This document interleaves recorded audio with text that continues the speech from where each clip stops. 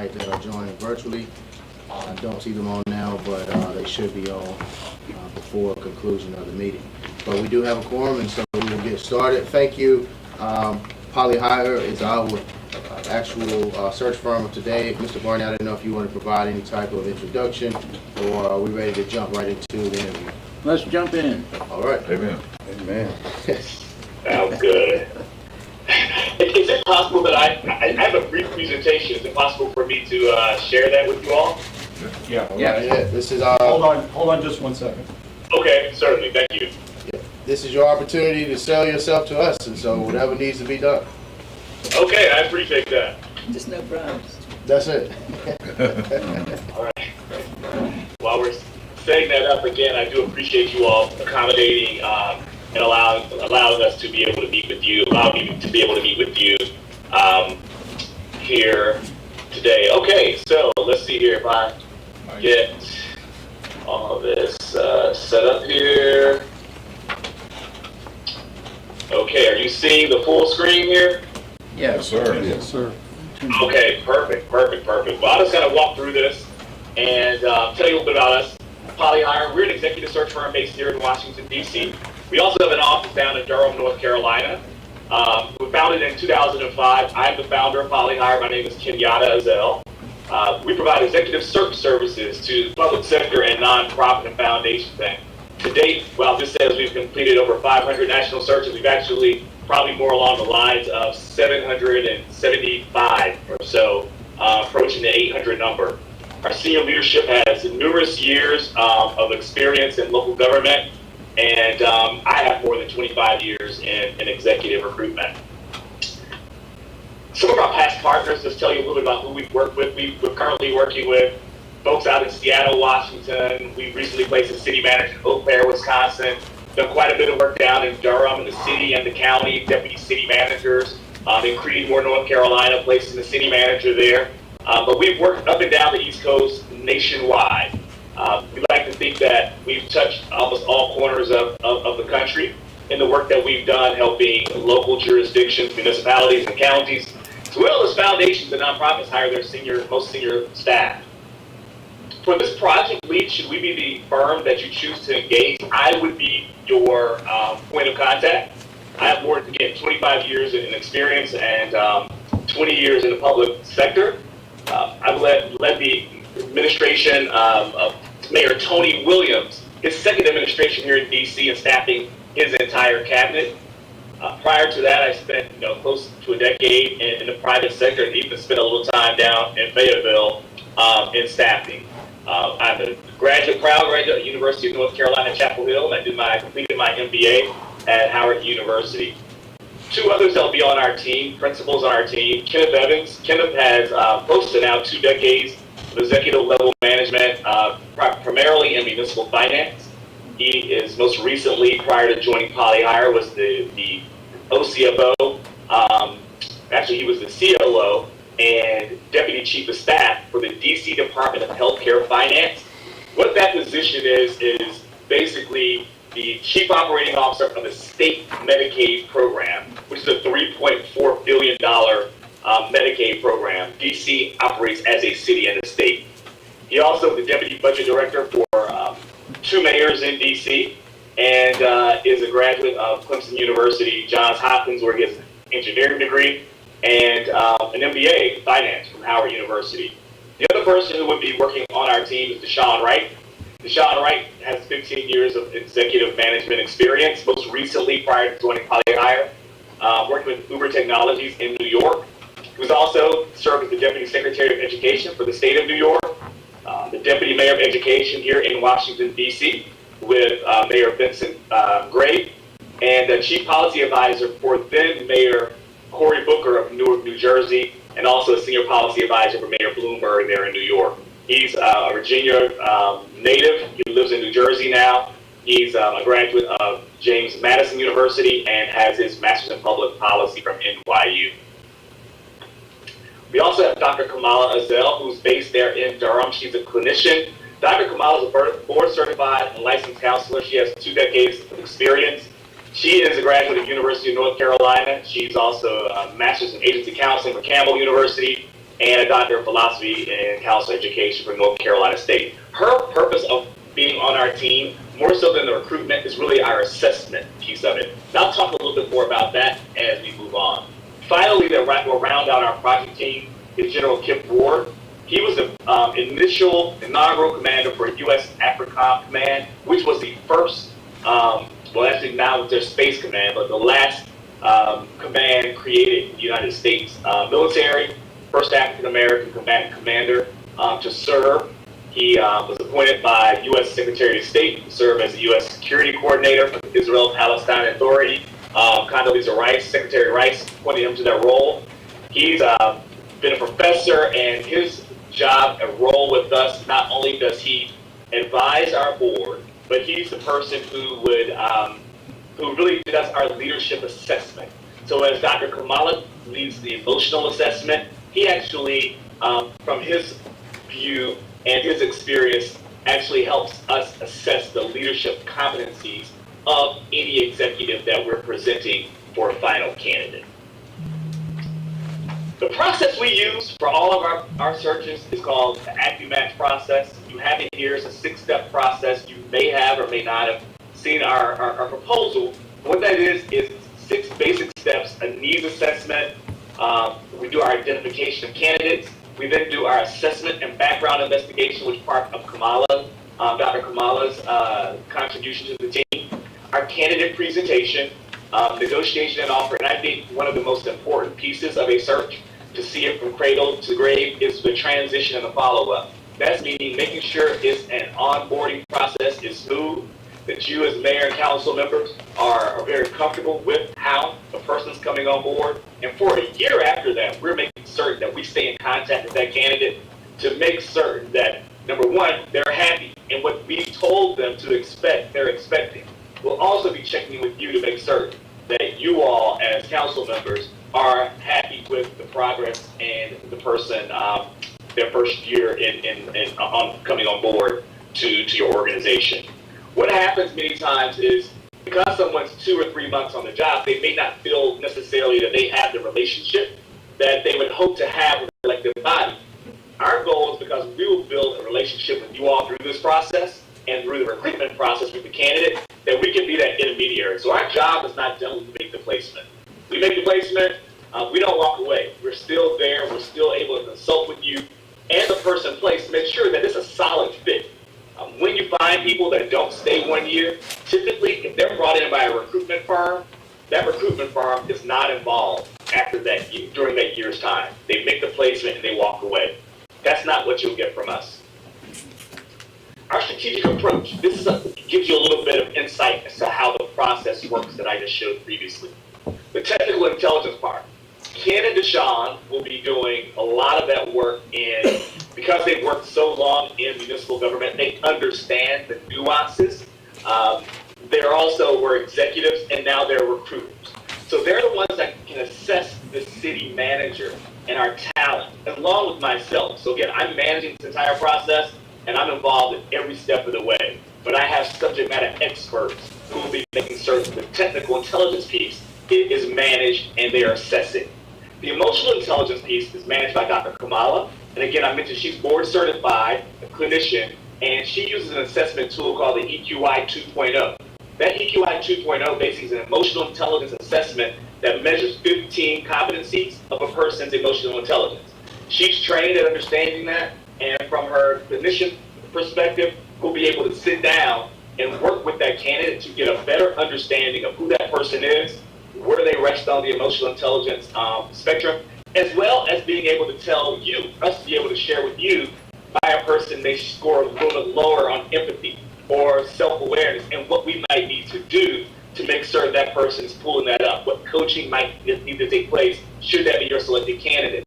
It also allows us to be able to formulate behavioral questions around that person's assessment. So during that interview process, you're going in with great questions that you're asking of all candidates, but maybe there's something you want to explore further that comes out in that assessment. That's why we make certain to include that with all of our final candidates. And finally, last but not least, is General Ward's leadership intelligence assessment. And what that basically is before we present someone to you, We make certain that he's had an opportunity to look at that person's background, find any questions that he might have for us to then go back. And before the final selection's made, he will then meet with that applicant and spend a little time getting to know them as well, finding out, is this someone that he would recommend that we move forward in a process? So having these dynamic professionals to assist and be fully engaged in this process, to me, adds a level of value you might not see with other firms. This is something pretty standard. I'm certain everyone you talk to will share this, but what you'll see is our recruitment sources. Our belief that recruitment sources are utilized, these that you see, NFEPA, SBA, ICMA, and the local government Hispanic network, those are used for transparency purposes. Basically, this is a public sector position. Taxpayers are funding the role, as well as a recruitment firm should you choose to use one. The goal is to make certain that everyone knows the opportunity is advertised. Our best candidates are not going to respond to solicitations or advertisement. They're going to respond to us picking up the telephone and making them aware this opportunity is available. So what you typically see is people posting ads and people responding to it. Anyone that's responding to an advertisement is not responding to just that one advertisement. They're looking at multiple communities and they're sending those out there. And what they're doing now is comparing what you have to offer, what salary you can offer, and you find yourself many times at the 11th hour negotiating with a person because they've got another offer they're entertaining. Our goal is to work with a candidate, again, who's not actively seeking employment, meaning that person, their head is down, they're managing, they are leading their teams, and they're performing the day-to-day of what an assistant city manager, deputy city manager, or otherwise does. It's our job to tap them on the shoulder, whisper in their ear and tell them, I've got a great opportunity. Let me tell you why Rocky Mount is somewhere you should consider. That's what you're paying a recruitment firm to do. Bring you candidates that you might not otherwise have an opportunity to see, or might not even know that Rocky Mount's on the radar. So while it's important, and again, I'm from Goldsboro, I've seen the dynamics all the years I spent there growing up. I still keep my eye on what's happening in the region. There are a lot of folks who don't know where Rocky Mount is, what's to come. You're right off 95, the potential that's there. They don't see it. It's up to that firm to sell your jurisdiction, to sell the city on what it's like to be there in Ash County, Rocky Mount. That's what our job is to do. So we hope the thought would be we would present you all with candidates you otherwise wouldn't see because they don't know that you're on the radar. You're not on their radar. We'll bring you candidates who are in the region and those that might, again, they've never been to North Carolina. Making certain you see the diversity of individuals out there that we feel can lead Rocky Mountain to the future. Some of our past successes, they're numerous, but we'd like to mention DC. This is where we got our start. We filled probably, I don't know, I would guess anywhere 60 or 70 positions there through 4 going on 5 mayors. The city of Durham, I believe we placed about 13 folks there. Most recently, the deputy city manager, the budget director, the CFO. We're currently working the deputy CFO. On top of that, 8 other agency directors we placed. The city of Alexandria, Virginia, 100,000 individuals recently placed a city manager there. Also the fire chief procurement agency, and right now we're doing the independent police auditor position. In Prince George's County, Angela also Brooks is the elected county executive there, and we staffed her entire cabinet. Other, city manager searches, we just most recently completed Eau Claire, Wisconsin, an organization that found us by word of mouth and asked us to come into that community and identify strong candidates for them, diverse pool of candidates for them to select. And the city council most recently made an appointment selection, and that person actually started this week. And that's kind of my brief presentation. I think what I want to do is present myself, allow you all to ask any questions that you might have with me, and get to know a little bit more about Poly-Hire and what we do. Thank you. Are there any questions at the time? Sure. Yes, sir, Councilman Jones. What would be your process of getting to know the culture and the people of Rocky Mount? Well, it starts by someone embedding yourself in the community. I don't feel that we're starting from a place of no knowledge. Again, being from Goldsboro, having an office downtown Durham, having family that's there in the region, I don't necessarily know that there's going to be a large learning curve for me, but it would mean that we spend time there, number one. We make certain that we have a footprint in any city or jurisdiction that we work in, particularly down there in North Carolina. Again, it's home to me. My family still lives there, my mother, my sisters. So, no, I think what we do is make certain that we are embedded and get to know more about the city as it continues to grow. I'll say, I stop through and I'm driving back and forth from Goldsboro. I do stop through there, so it's not like it's a place that's unfamiliar. Going to Eastern Wayne High School, I played football and basketball against Rocky Mount High and Northern Nash and others. So there's not something, again, I'm not starting from a place of not knowing. So no, we continue that. We continue to use the relationships that we've had and listen and of course have conversations, ongoing conversations with each of you, the members of the community. Another thing that we like to do is we like to make certain that we are engaging the community to the extent that you all as a governing body, the elected body allows, to make certain that we hear their input. And we know that you all being elected by them, you are the representatives. But I think it does the population, the constituents good when they feel they have a voice, a direct voice into who their next city manager is.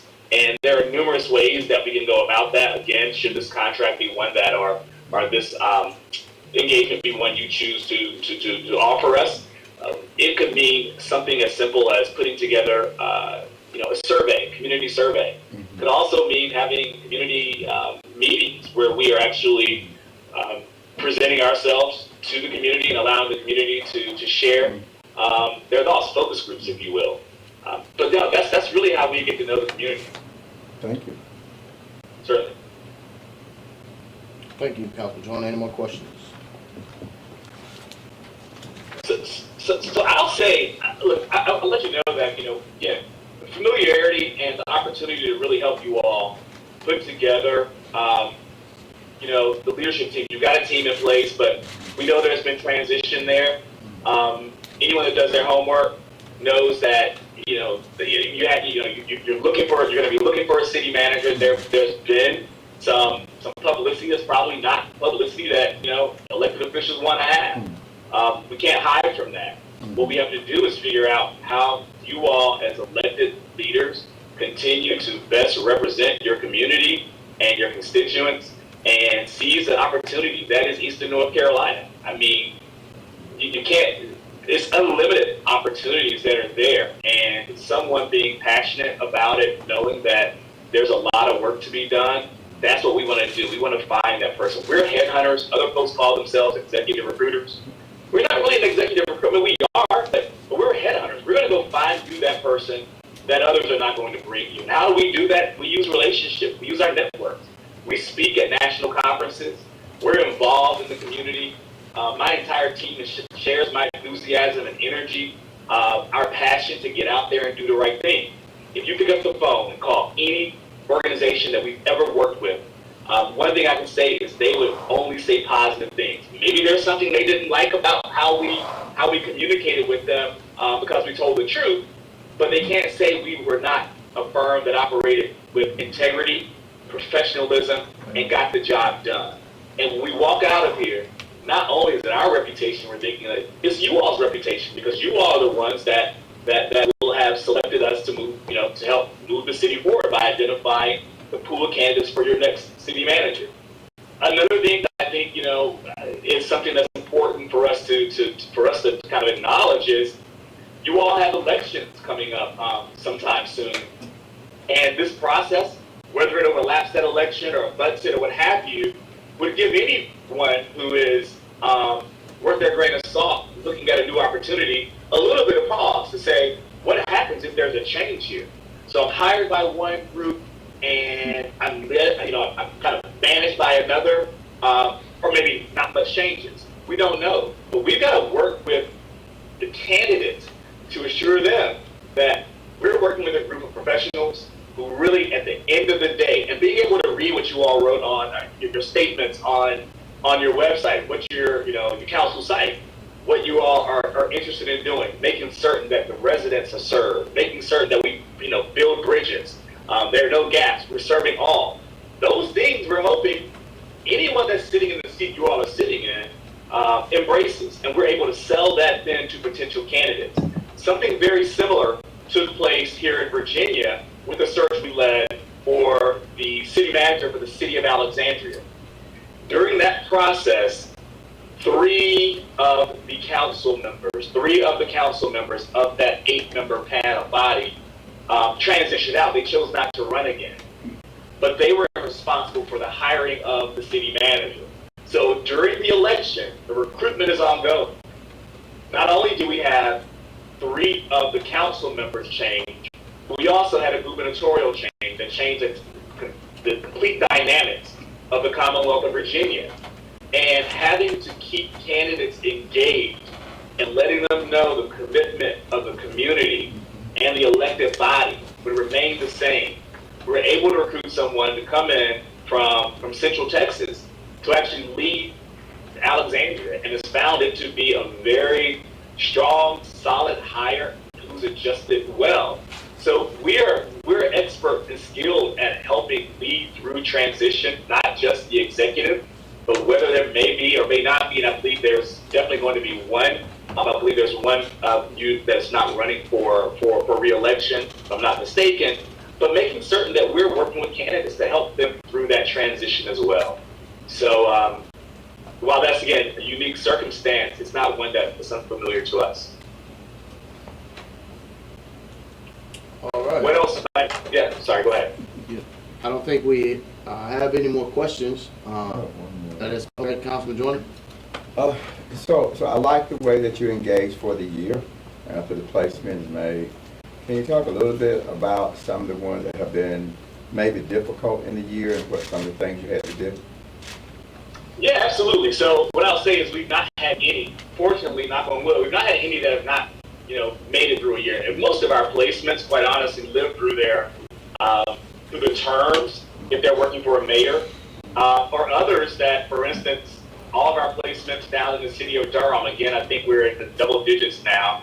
We lost a human resources director who went out to become a deputy city manager, and I think a general services director who was there 4 or 5 years. But our other placements, quite honestly, stayed throughout as long as the opportunity is there for them. Marvin Williams, the public works director, has been there since 2008 or sometime, or maybe a little bit shorter than that. However, when we found there's been difficulty is when there has been, for instance, council transition or a mayoral transition, and the executive is still there trying to navigate through. Our goal again is to make certain that the constant communication that we're having. I'm trying to think of a case when that's come up, and quite honestly, Councilmember, nothing comes to mind at this moment. But our process would be, because we do know our candidates, they will have been assessed with the EQI. Dr. Kamala can tell where the threats are. So we look at the strengths, the weaknesses, opportunities, and threats. She knows that this person coming in really needs kind of security. They need, the organization they're walking into has some turbulence. Well, we'll look at that person's risk tolerance. And we find out their risk tolerance is not exactly where we want it to be. That's when we make certain that we're offering the services, which our firm does offer. And you want to see a little bit more about Dr. Kamala, her website is just drkamala.com. Her profile is also on our site. But what she does is works with that executive, and sometimes it means working with the leadership team or the most senior person in the organization, whether it be the chairman of the city council, the mayor, or the entire council, to make certain that we are, we're providing the resources necessary to make sure that the relationships are harmonious and we're not having the communication. Typically, all comes down to communication, making sure the communication is where it needs to be. We also have a facilitator, a certified facilitator, mediator on our team. His name is KJ Ward. You can see him if you go to our website. KJ Ward is based out of LA. He'll be moving here to DC for a couple years. his spouse will be taking a role here, so he'll be actually be on the East Coast. He actually also is involved with each of our searches and our candidates. And he would be the person facilitating any community forums or focus groups, as well as helping with our design of surveys. So, again, that was a long answer to your question. Again, I can't answer that specifically because I can't think of one right off the top of my head. But that's kind of our process in making certain that we are the glue that holds the two together, meaning the body that appoints as well as the candidate who's in the seat been selected. Thank you. Certainly. Well, thank you. Once again, I don't think we have any more questions. Okay. But we appreciate you for your time. It's one of our off days for the next 2 days, today and tomorrow. So don't take our lack of questions as a sign of disengagement. But this is a special call meeting after a full day of work for a lot of us. And so we really just wanted to hear you, and we have another firm to hear tomorrow. But I appreciate you for your time. Thank you. Certainly. Well, thank you. Again, if I could be sitting in that seat right there, and I would love, I think you can see that, my energy is infectious, and Yes. you see how much I really wanted to work with you all. So I look at it as an opportunity to serve. So as you make your decision and continue, I wish you all the best, no matter what decision you make, what firm you go, you choose to go to. You all are doing an honorable service by serving the community and the constituents there in Rocky Mount. I wish you the best, and we would love to be able to partner with you. So I'll leave you with that. Thanks so Happy much. Easter. Thank you. Thank you. Certainly. Sure. Take good care. Thank you. Good evening. All right. I think that adjourns our meeting. No other business. Anything else to each other today, TJ? All right, thank you. I mean, even though we need to support that one. We'll be out.